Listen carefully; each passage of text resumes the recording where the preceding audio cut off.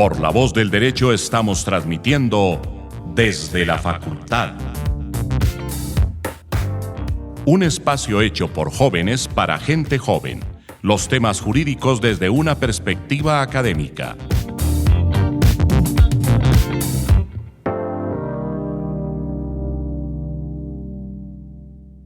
Bienvenidos hoy a Desde la Facultad. Este es un programa de La Voz del Derecho.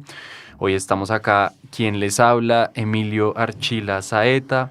Estamos acá con el doctor Hernando Gutiérrez, especial invitado, profesor de planta de personas, propiedad intelectual y de la especialización en Derecho de Familia, si no estoy mal, de la Universidad Javeriana, de la Pontificia Universidad Javeriana. Además estamos con Santiago Vaquero, estudiante de Derecho de la Universidad Javeriana de cuarto semestre, y con Juliana Ríos, estudiante de Derecho también de la Javeriana de sexto semestre.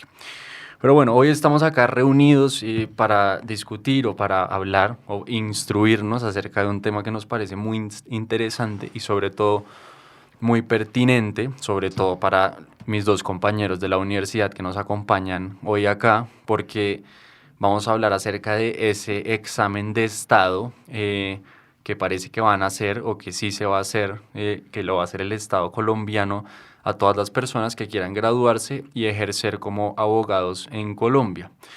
Entonces tenemos acá alguna información, sobre todo tenemos la participación del doctor Gutiérrez que, según él nos contará, pues ahorita mucho más en profundidad, él participa en esas mesas de trabajo que el ICFES y el Consejo Superior de la Judicatura ha convocado para poder crear este examen. Entonces nos compartirá un poco acerca de lo que nos pueda compartir esencialmente, por lo que supongo que algunos aspectos serán confidenciales, pero acerca de la metodología que están pensando, cómo lo están hablando, qué regiones del país están incluyendo. Y bueno, un poquito de información o un poco de información antes de continuar. Este examen se empieza a convocar, entiendo, a partir de la ley 1905 de 2018, por la cual se dictan disposiciones relacionadas con el ejercicio de la profesión de abogado, donde se establece, solo tiene 2 artículos, entonces creo que vale la pena que los leamos, en donde se establece en el primer artículo que para ejercer la profesión de abogado, además de los requisitos exigidos en las normas legales vigentes, el graduado deberá acreditar certificación de aprobación del examen de estado que para el efecto realice el Consejo Superior de la Judicatura directamente o a través de una institución de educación superior acreditada en alta calidad que se contrate para tal fin. Se entenderá aprobado el examen de estado, y esto es muy importante, cuando el resultado supere la media del puntaje nacional de la respectiva prueba. En el resultado individual de cada examen, el Consejo Superior señalará la representación porcentual del examen del puntaje obtenido sobre la media nacional. Y 2 parágrafos importantes. Si el egresado o graduado no aprueba el examen, se podrá presentar en las siguientes convocatorias que señale el Consejo Superior hasta tanto obtenga el porcentaje mínimo. Y como segundo parágrafo, la certificación de la aprobación del examen será exigida por el Consejo Superior de la Judicatura o por el órgano que haga sus veces para la expedición de la tarjeta profesional de abogado. Para ser representante de una persona natural o jurídica, para cualquier trámite que requiera un abogado, será necesario contar con la tarjeta profesional que solo se otorgará a quienes hayan aprobado el examen. Y por último, el requisito de idoneidad para el ejercicio de la profesión de abogado establecido en la presente ley se aplicará a quienes inicien la carrera de Derecho después de su promulgación, es decir, entiendo que en el segundo semestre de 2018. A partir del 28 de junio de 2018. Entonces, ya que tenemos acá la presencia del doctor Gutiérrez, vamos a aprovechar entonces a preguntarle, primero un poco más personal, cómo fue ese proceso para que al doctor lo escogieran para esas mesas y un poco qué son esas mesas en general, o sea, qué representan, qué están haciendo, cuál es el trabajo que están desarrollando. Bueno, en primer lugar, un saludo muy especial para todos y efectivamente este es un tema que nos convoca de manera súper importante, especialmente a quienes van a ser las personas que deben presentar ese examen si quieren tener tarjeta profesional. Sobre eso vamos a hablar en detalle. No es un requisito de grado. La idea es que este examen lo presenten ya graduados cuando decidan de alguna manera ejercer el derecho en lo que llamaban los romanos la procuración, es decir, representando derechos e intereses de tercero en diligencias para las cuales la ley pide ser abogado. Eso quiere decir que puede haber campos de ejercicio profesional en los cuales no se exija la tarjeta, por ejemplo, en consultoría. Eso no quiere decir que al consultor no se le exijan las normas, por ejemplo, de ontología jurídica, porque se les va a exigir. Lo que pasa es que no se le exigirá la tarjeta profesional. Obviamente ahí vienen problemas y preguntas serias que con seguridad aparecerán después, pero es el panorama de lo que nos espera en el día de hoy. Responder en la medida en que lo podamos hacer, porque hay temas que todavía no están resueltos. Y en ese sentido, pues no los podemos comunicar, pero sí responder las preguntas que un tipo de examen como este surge. Entonces, ¿por qué estoy yo ahí? La ley ha sobrevivido a 3 demandas de inexequibilidad, de tal manera que es una ley que ya ha sido atacada, ha sido estudiada su constitucionalidad, y todo salvo una frase que se lee en el artículo 1, y es la posibilidad de que el Consejo Superior de la Judicatura contratara con una universidad acreditada como alta calidad. Esa parte, esa posibilidad fue declarada inexequible. A mi parecer, con muy buen sentido de la Corte Constitucional, porque esa universidad que hiciera el examen, pues terminaría siendo juez y parte de sus egresados, entonces no tiene sentido. ¿Cómo hacer este examen? Porque el Consejo Superior de la Judicatura pues, puede administrar la prueba, puede ser responsable de la misma, pero no es quien tiene el experticio para el diseño de una prueba de esta envergadura. Después vamos a ver qué tan pesado y qué tan fuerte es una prueba de estas. Y entonces también hizo con mucha prudencia un convenio interinstitucional con la entidad que a mi juicio es la que mejor tiene la capacidad instalada tecnológica, humana, para administrar este tipo de pruebas, que es el ICFES. Este es un examen nuevo. Una de las preguntas que siempre ha surgido en las mesas de trabajo, que ahorita les cuento en dónde hemos trabajado y por qué se hacen esas mesas de trabajo a nivel regional. Llevamos 12 ya en todo el país, desde el mes de abril hasta ahora. Es que en ese convenio interinstitucional, pues se trata de diseñar la prueba. A eso le hemos dedicado todo este año. Académicamente, pues mi trabajo fundamental es en la universidad, pero he tenido también la oportunidad de trabajar con el ICFES desde hace mucho tiempo, desde hace más de 20 años, cuando se realizó el primer examen, que en esa época se llamaba el ECAES. Claro. Examen de calidad de la educación superior, a comienzos de siglo. Ese examen ECAES se transformó después en el Saber Pro, y entonces desde el ECAES pude formar parte del equipo de expertos, llamémoslos así, en docencia, que asesoró al ICFES en el diseño de esa primera prueba.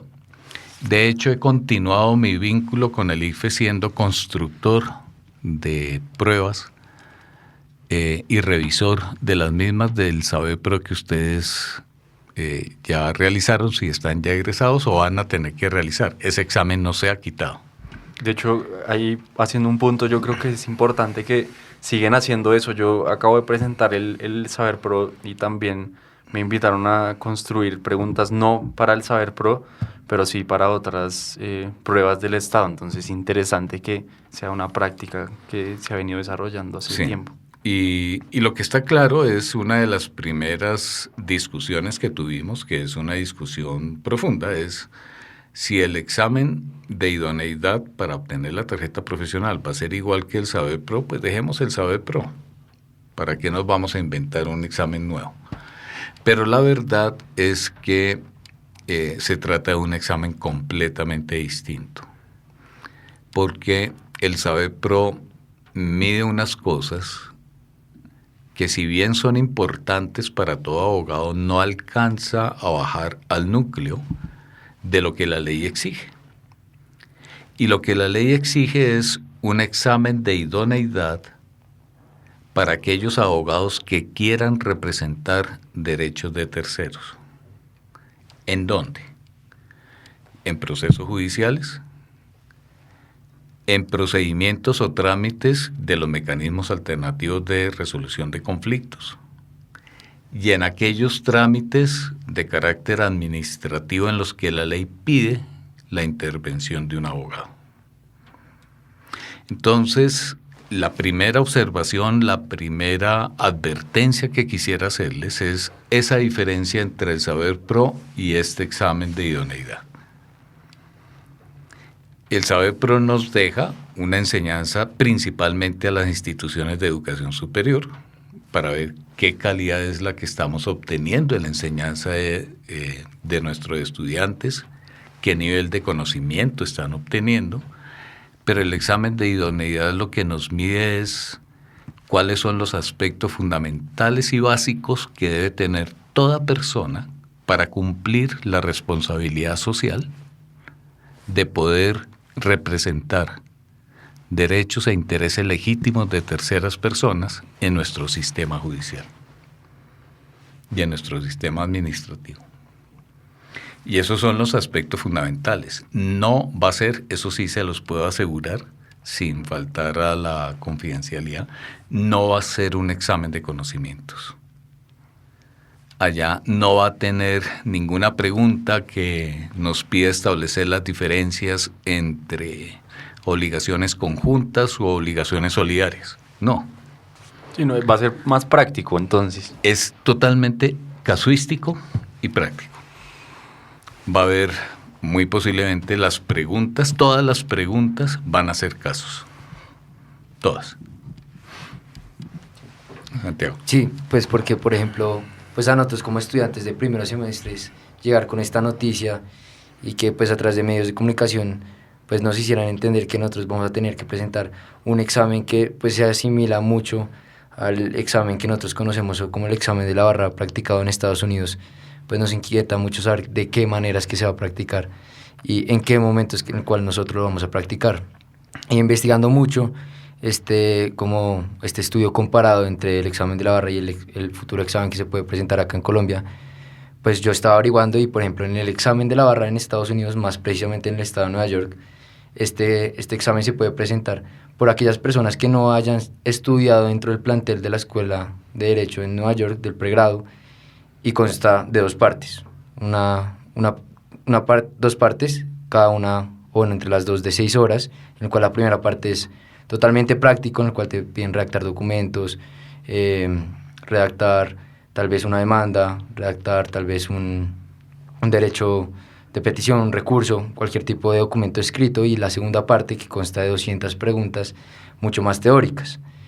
Y entonces la pregunta está ya como lo bien mencionó el doctor, para nuestra tranquilidad no va a ser como un examen completamente teórico con referencia a un tema, una pregunta específica de derecho a las obligaciones, una pregunta específica de personas, una pregunta específica de derecho constitucional, más sin embargo nos queda la inquietud de qué manera, pues sin violar ese principio de confidencialidad, pues va a estar estructurado ese examen, y en dado caso de que se pierda, de qué manera pues las personas van a tener una segunda oportunidad de presentarlo, de qué manera se van a manejar los tiempos, 2 exámenes por año, como en el caso de Nueva York, o va a ser 1 por año, de qué manera que se piensa manejar esos tiempos y esas dinámicas de ese examen. Son muy buenas las preguntas, Santiago. Yo suelo decir en estas mesas de trabajo que llevamos ya 2 en todo país. Tenemos 2 en Bogotá, pero tuvimos mesa de trabajo en Barranquilla, en Cartagena, Bucaramanga, Cali, Medellín, Manizales, Pasto, Neiva, Villavicencio.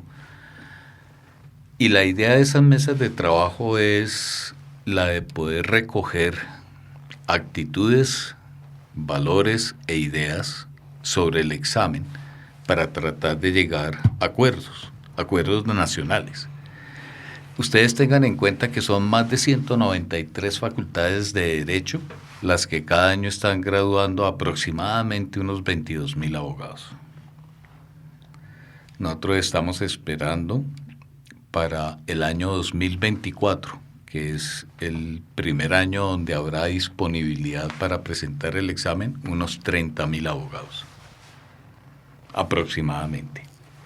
Claro, ese es uno de los puntos centrales que Juliana me mencionaba ayer, que era el número de abogados que se está graduando en Colombia, que yo creo que es uno de los puntos por los cuales se generó Les este puedo examen. confirmar que en estas semanas estaremos llegando a la tarjeta profesional 400.000. Pues para aportar un poco a la conversación, creo que es importante dar esta estadística, y es que somos el segundo país del mundo con más abogados, según Semana, un artículo. La proporción está por cada 100.000 habitantes hay 355 que son abogados, y el primer país en la lista es Costa Rica, y es 389 por cada 100.000 habitantes. Entonces, en verdad, no estamos muy lejos de eso. Y pues pensando me gustaría preguntarle de dónde surgió la necesidad de hacer este filtro, llamémoslo, para ver quién puede tener esta tarjeta para, pues, lo que usted decía, sus fines de representar a terceros. Sí, y lo que dice Juliana no es menor, porque adicionado a eso, viendo países con poblaciones similares a las de Colombia, entonces Colombia tiene alrededor de 52 millones de personas. Entonces, viendo, por ejemplo, a Inglaterra, que tiene 56 millones, Inglaterra en este momento tiene 235.000 abogados, es decir, alrededor de 100.000 abogados menos que los colombianos. Italia tiene 58 millones de habitantes y tiene alrededor de 240.000 abogados. Entonces, estamos viendo que sí hay un número en proporción a la población que es mucho más alto. Entonces, eso sí fue una de las razones para desarrollar el examen.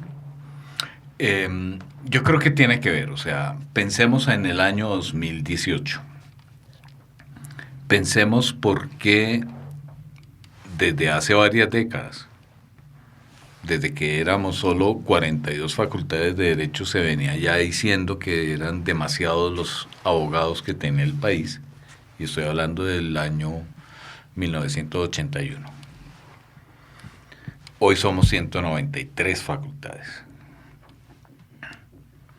Y el tema básico es complejo, pero voy a tratar de detallárselos sin temor y de frente. Después de la Ley 30, que estableció la autonomía universitaria, que se había consagrado en la Constitución de 1991 con muy buen sentido, pude participar también en la redacción de la Ley 30 en esa ocasión. Veíamos la necesidad de que la educación superior en Colombia fuera verdaderamente superior. Y para eso tendríamos que exigir mecanismos nuevos a una vigilancia estrictamente estatal que se venía haciendo casi por checklists y que sabíamos que no era del todo efectivo porque tiene muchas limitaciones. Y más bien acogernos a un sistema, si quieren ustedes, más liberal, donde los pares académicos y las personas que nos dedicamos a la academia sirviéramos para ir controlando también el quehacer de nuestros colegas. Así surgieron las necesidades de acreditación de alta calidad, que si me preguntan, pues ha tenido un rendimiento bueno. Hoy en día son 15 las universidades que tienen acreditación de alta calidad institucional, todas ellas en todos sus programas. Salió a la voz pública pues el efecto que se produjo con una universidad muy reconocida que perdió esa acreditación de alta calidad, y entonces hay resonancia social sobre ese hecho de estar acreditado institucionalmente o no. Es importante lo que se ha ganado. Sí, como una garantía, una especie de garantía. Como una especie de garantía, sí, en la medida en que sea posible. Creo que todos nosotros, todos los que escuchen este programa en este momento, tenemos cosas que agradecer y cosas también que criticar de nuestras respectivas universidades y de nuestra formación. Las cosas pueden ser mejor, por supuesto. Y entonces el hecho de ser de alta calidad se mide fundamentalmente por la capacidad que tenga la institución de autoevaluarse y automejorar. O sea, aquí afortunadamente la calidad coincide con la capacidad que tenga una institución de darse cuenta que está haciendo mal y procurar y tener los medios para hacerlo mejor. Pero en el caso del derecho, la autonomía universitaria tuvo una concesión en la ley, y es que inicialmente la propuesta era crear condiciones para que instituciones de educación se pudieran llamar universidades. Cuando se fue a aplicar ese concepto de universidad que traía la ley 30, a los más de 40 que tenían el nombre, pues se daba cuenta que solo podían ser universidades unas 8 o 10. Y entonces el texto se modificó y terminó diciendo en algún momento que eran universidades las que en ese momento de la ley 30 de 92 se llamaban universidades. Ustedes pueden revisar el texto y lo van a encontrar. Entonces ya se reformó un poco la idea. ¿Qué pasa con todas las universidades nuevas? Que obviamente cuando se crean, casi todas ellas necesitan arrancar con programas que les permita de alguna manera tener ingresos suficientes para poder crecer en infraestructura, en contratación de profesores, etc. Y el derecho se presta de una manera estupenda para ser uno de esos primeros elementos de activo. No exige mucho laboratorio, por lo menos en la idea de las personas y de los financistas. Claro. Es muy apetecida en nuestro país. Nuestro país es muy litigioso. Aquí la gente defiende mucho, por lo menos en general, sus derechos. Yo por eso insisto que una de las culturas sociales que nos tocará aprender es también empezar a hablar en términos de deberes y obligaciones, no solo de derechos, pero aquí un efecto positivo de la Constitución de 91 es que acercó a la ciudadanía al ejercicio de sus derechos y principalmente de sus derechos fundamentales. Es una cosa que creo que le tenemos que agradecer después a la implantación de mecanismos de protección constitucional como la acción de tutela. La acción de tutela se acercó a la gente y es un hecho definitivo. Tiene muchos defectos, pero ese es un logro. Entonces, desde ese punto de vista, el derecho se presenta como una carrera relativamente asequible a la ciudadanía en general que quiera estudiar una profesión. De hecho, hoy es más la oferta de cupos de derecho que la demanda. Eso quiere decir que cualquier persona que quisiera estudiar derecho en Colombia lo va a poder hacer, superando el tema de barrera económica, pero es que además hay programas hoy que son realmente asequibles. ¿Y cuál fue la consecuencia entonces de eso? La consecuencia para el año 2018 es que tuvimos una serie de escándalos en la opinión pública muy serios con el derecho, especialmente todo lo que se derivó al cartel de la toga y similares. Y entonces eso llevó a la opinión pública y al Congreso también a que la propuesta de presentar un examen de idoneidad para ejercer la profesión del abogado tuviera éxito.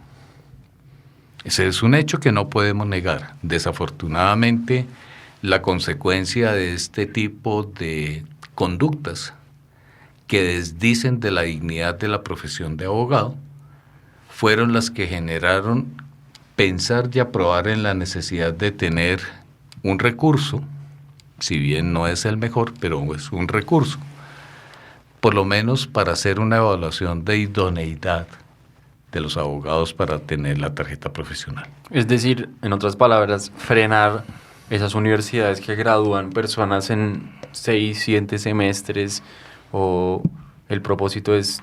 Sí, Emilio, pero lo tenemos que mirar de manera general, o sea, vamos a hablar las cosas directamente. Si una universidad, por procesos de homologación que tenemos ahorita, y además que han generado problemas porque son personas que desde 2018 ya tienen graduados, hoy a 2022. ya hay graduados, ya han colocado acción de tutela al Consejo Superior de la Judicatura para ver qué hacen con su tarjeta profesional, porque el examen no va a estar listo hasta 2024.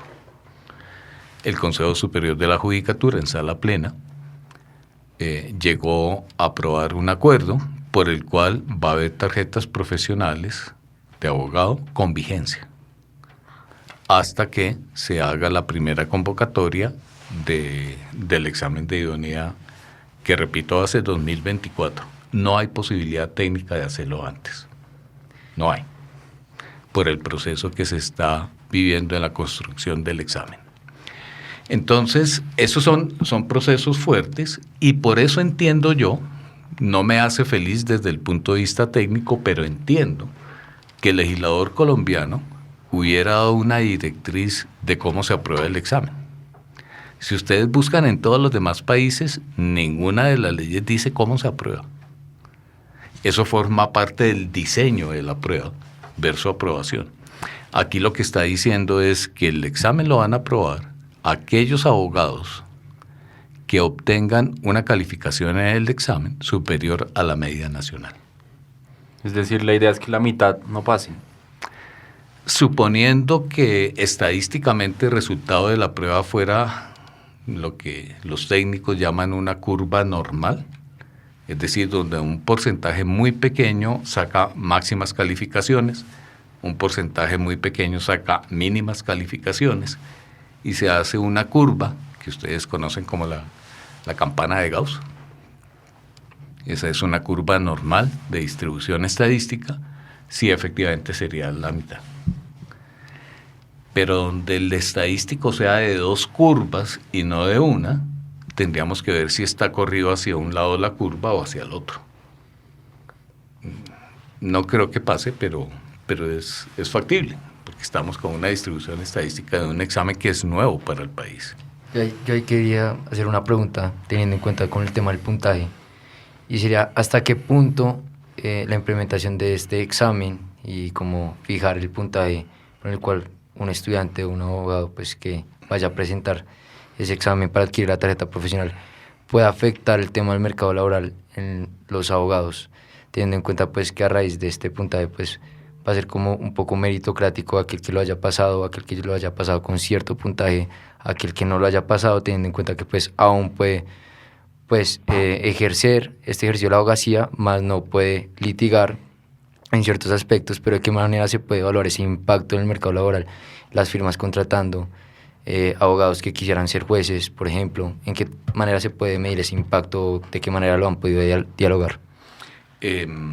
Ha salido, Santiago, en todas las mesas de trabajo, es una preocupación nacional, no es solo una preocupación académica, no es solo una preocupación de Bogotá. En las mesas de trabajo ha estado Consejo Superior de la Judicatura, ha estado la Comisión Nacional de Disciplina Judicial, ha estado Ministerio de Educación, han estado universidades, han estado asociaciones de abogados litigantes, colegios de abogados litigantes, han estado también jueces. O sea, ha sido bastante participativo. No sé cuántas personas llevamos en este momento, pero fácilmente pueden ser más de 400 que han tomado parte en esto. El tema fundamental ahí es que lo que ha salido de esa reunión son varias cosas. Uno, repetir lo que dice la ley. Si una persona presenta el examen y la calificación que saca no supera la media nacional, o sea que es por cohortes, ahorita lo explico, tendrá la oportunidad de presentarlo después. Hay países como Brasil que son más exigentes y dan un número definido de pruebas. Si no se pasa, ya no puede ser abogado. Francia tiene otro sistema que también es muy exigente, y es que Francia lo que tiene creado son colegios de abogados. Entonces, uno estudia en la universidad, tiene un título académico, que es lo que empieza a pasar ahora, pero ese título académico no significa que seas abogado. Lo que significa es que estás con un requisito para presentarte a un examen que es súper exigente en Francia para pertenecer al colegio de abogados. O sea, es tan exigente que la preocupación que tenían abogados franceses con los que hemos podido conversar en estos meses es que había demasiados abogados en París, porque tenían 30.000. Cuando les decíamos que aquí estamos llegando a los 400.000, es que decían, o sea, no lo entienden, no entienden por qué es eso. Y es un periodo de formación el que tienen en los colegios de abogados mínimo de 1 año, más o menos en promedio 1 año y medio, para poder ser abogado y representar derechos de terceros. Entonces, ¿qué va a pasar en Colombia los que no pasen? Aquí la ley en ese sentido es más benigna. Sencillamente se presentan a los 6 meses a la otra convocatoria de examen.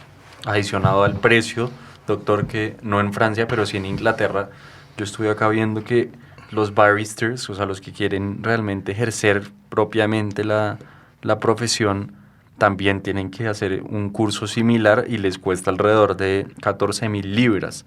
Entonces no es solo el tema de que es exigente, sino que tiene un costo adicional poder incurrir en ese curso. Ahora, yo suelo como resaltar una idea. Para mí este examen es histórico, y es histórico en 3 sentidos. Es histórico porque es la primera vez que lo vamos a hacer, entonces esperemos que sea un examen que vaya evolucionando a lo largo del tiempo. Para mí, Hernando Gutiérrez, en este momento, y me molestan mucho mis colegas cuando digo eso, pero para mí el examen ideal sería una especie de tribunal simulado, donde al abogado le entregaran un caso y el abogado expresara su postura frente a otros colegas que sean jueces o que sean abogados probados.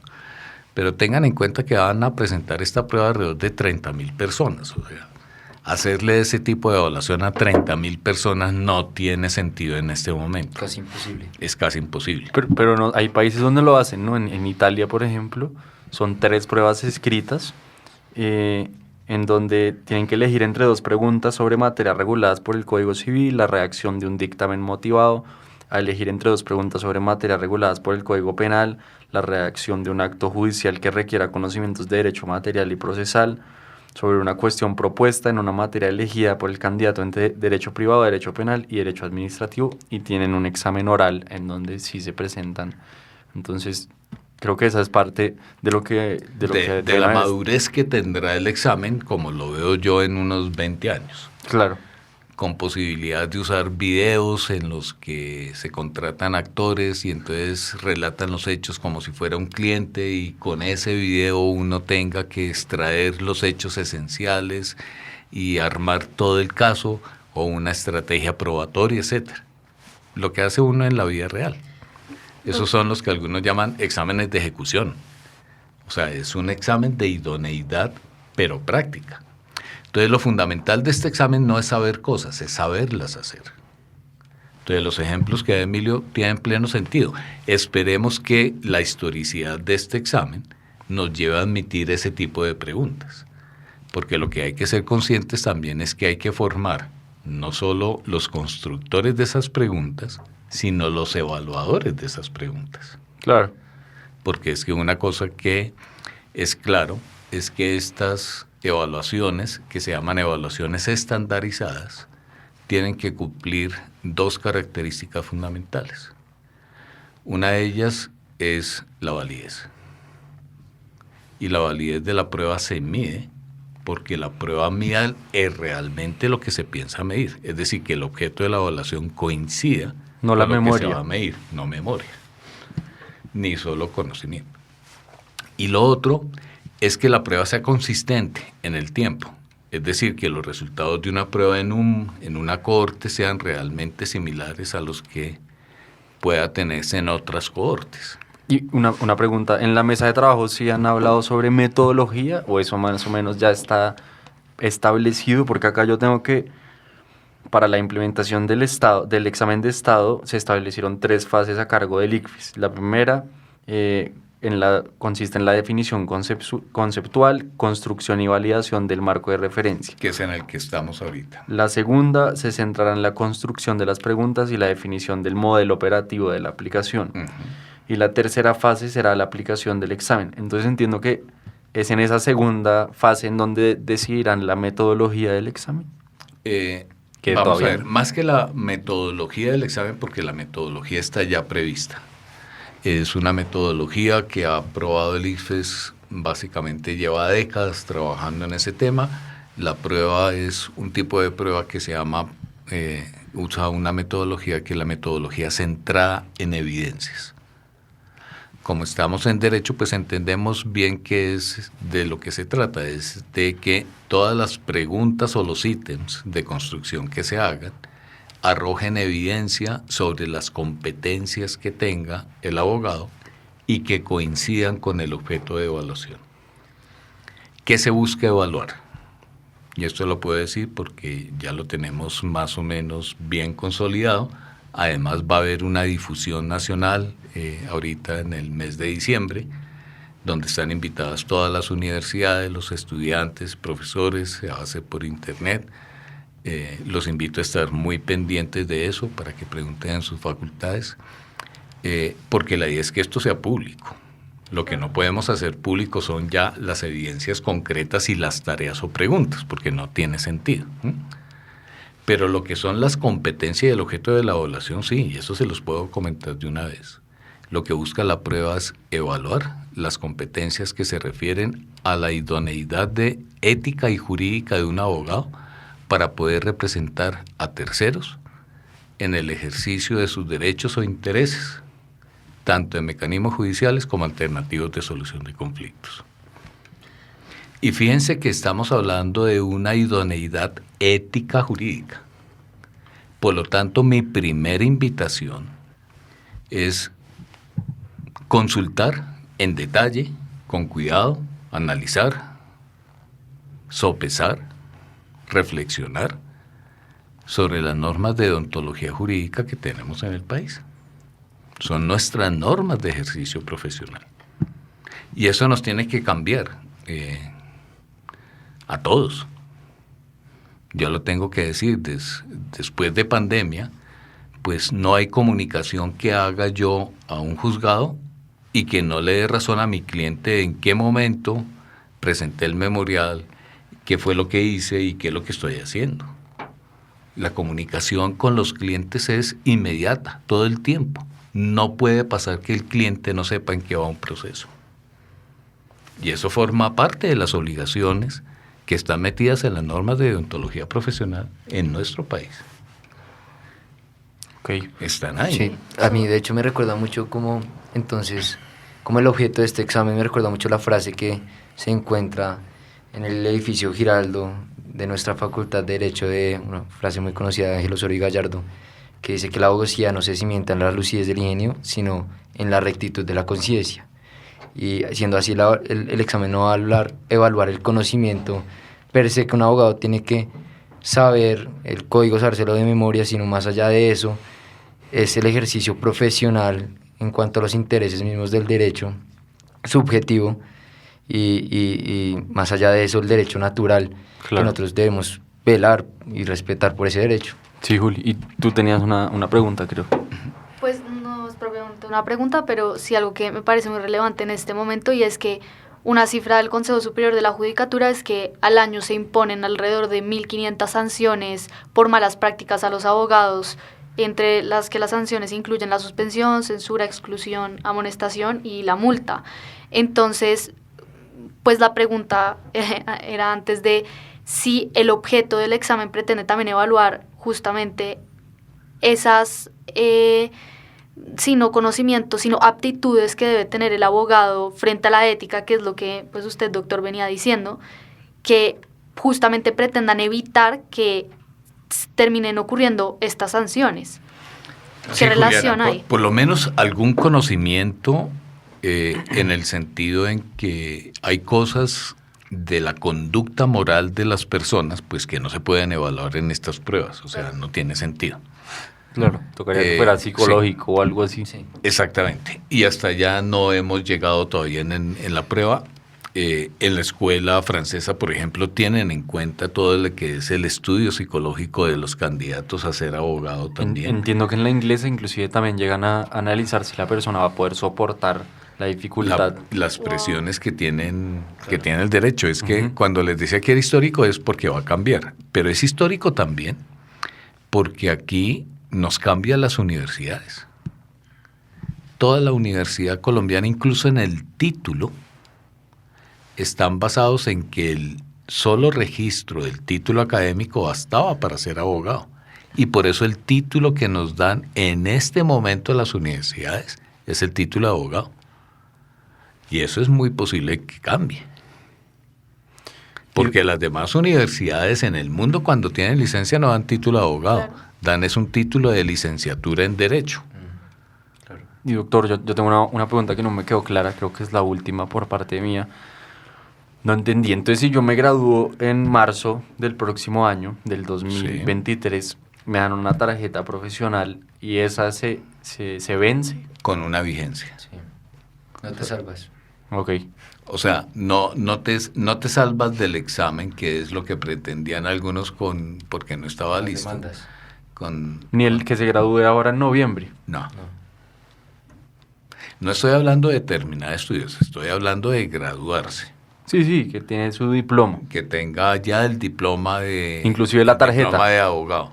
Va a tener una tarjeta con una vigencia. Ok. ¿Cuánto va a durar esa tarjeta? Hasta que se haga la convocatoria del primer examen. Doctor, y también inevitablemente cuando empiece a funcionar este examen vamos a ver que también el pensum de las facultades de Derecho asimismo va a empezar a cambiar dadas como los intereses Adaptarse. de adaptarse, claramente, con Yo los intereses del puesto examen. que ese trabajo y ya, siempre que acabamos una mesa de trabajo en los 12 sitios que les he comentado, hay una invitación a las universidades de la región, ciudades vecinas, Sincelejo y todas las demás vecinas a la costa que asistieron a Barranquilla, por ejemplo, o que asistieron a Cartagena. Y el mensaje siempre es el mismo. O sea, esto va a cambiar. Es la tercera forma en que este examen es histórico, porque es que va a cambiar la enseñanza del derecho. Total. Y la va a cambiar porque los resultados son individuales. Pero conociendo la cultura del país en el que estamos, cualquier periodista interesado va por un derecho de petición a pedir los resultados y va a pedir las universidades de donde vienen los egresados. Y entonces va a haber con seguridad, o sea, es que esto lo apuesto y es a título personal, no hay manera de evitarlo, porque va a ser información pública también. Y van a empezar a aparecer, como aparecen también en Estados Unidos, los resultados de cuántos de sus egresados pasan o no la prueba. Y ahí para responder a una preocupación que tiene Emilio, porque decía, no, es que entonces están saliendo egresados en 6 semestres, en 8 semestres, y yo digo, listo, no importa. Si esos abogados que han sido formados en 8 semestres o en 6 semestres, como hay algunos ahorita, Logran pasar la prueba. logran pasar la prueba, Pues bien. pues bien, Exacto. si la prueba queda bien hecha. Claro. Si la prueba no está bien hecha, pues entonces diríamos terrible, porque no estamos realmente evaluando esa idoneidad. Pero si la prueba está bien hecha, y ahorita les digo las competencias básicas que se van a evaluar en la prueba, pues uno socialmente quedaría tranquilo. Las demás universidades decimos, oiga, pues es posible formar un abogado idóneo en 6 semestres o en 7 semestres, ¿por qué no lo hacemos? Eso puede pasar. Puede pasar también lo contrario. Y es que nos demos cuenta de que los resultados en realidad corresponden a un periodo de maduración mayor del conocimiento jurídico para aprender el qué hacer. Va a cambiar radicalmente la enseñanza del derecho procesal. Total. No porque no se necesite la teoría procesal, sino porque si las materias que se dictan en la universidad no llegan a formar al estudiante en un saber hacer práctico, no van a ir muy bien en el examen. Sí.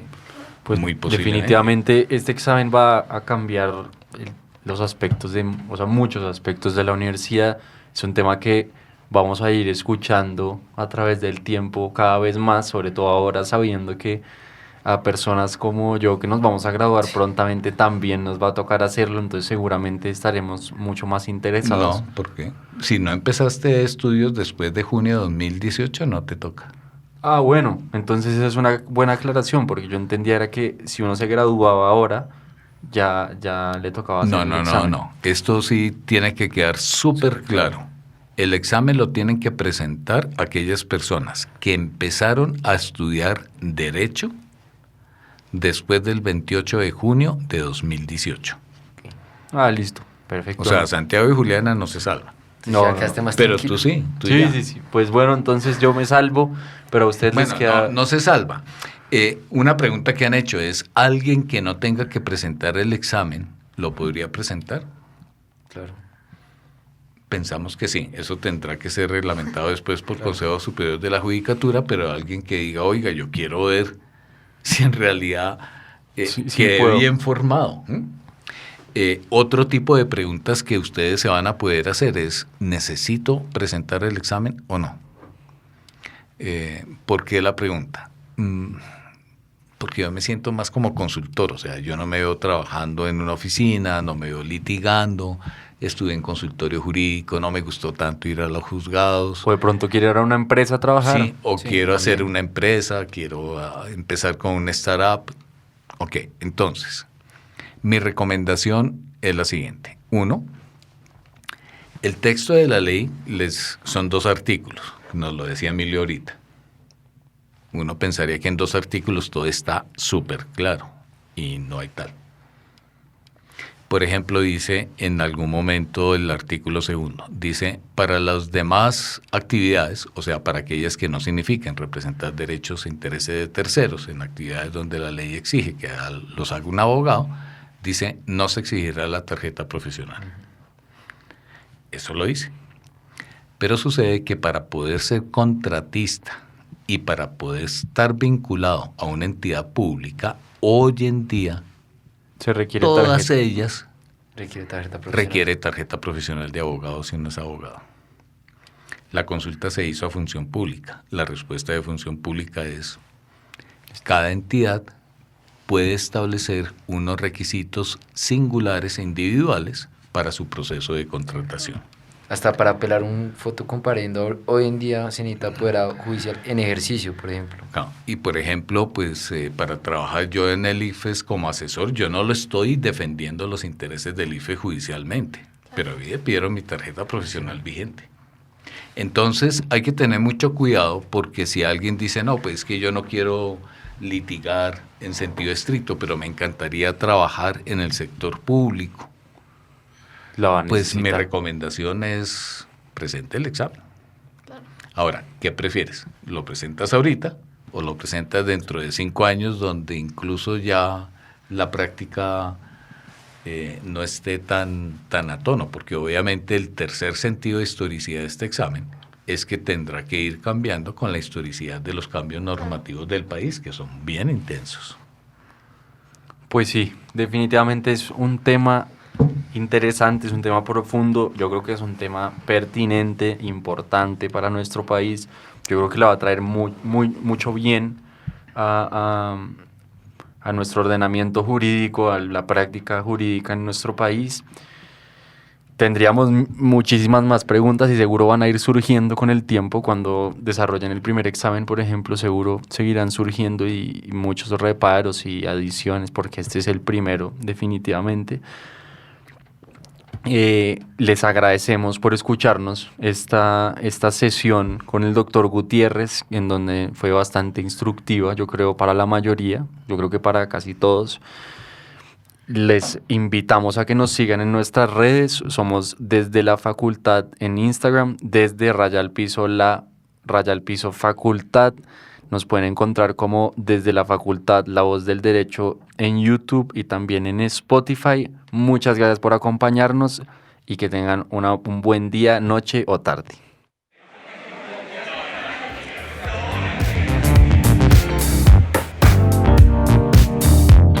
En La Voz del Derecho hemos transmitido Desde la Facultad. Un espacio hecho por jóvenes para gente joven. Los temas jurídicos desde una perspectiva académica. Desde la facultad.